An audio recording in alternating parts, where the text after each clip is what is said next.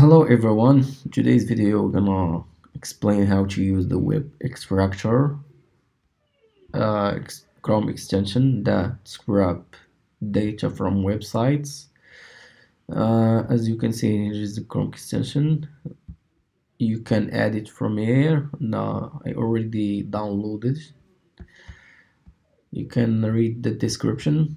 Anyways, let me show you how to use it to scrap the data from our website. Let's say you want to extract the data from Google Finance. It's super easy and simple, guys. Once you install Chrome extension, you're gonna pin it here and click it. Once it's clicked, you're gonna refresh the page and extract the data. Here is the data, guys. You can save it as a CSV, Excel format, and copy it. You can copy it. If that's not the table that you want, you can try another table. So we're gonna try something else in the page.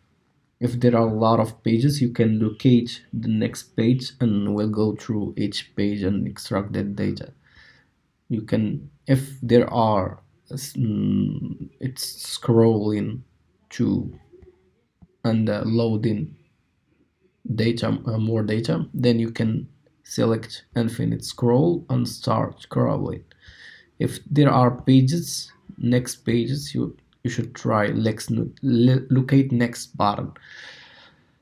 For you can use the delay if there are some limits in some websites. And let's say you want to extract the data from CoinGecko. Here is the website. You can once click it, you're gonna refresh the page, and here is our data from CoinGecko. It's super easy. You can try another table if that's not what you want. As I mentioned here, it's next button. You can try locate next button, then click the next button. It will extract the next page when you start scrolling. Let's say you want again to extract data from market cap. It's the same process, guys. Once it's clicked, it will refresh the page and scrap the data from CoinMarketCap.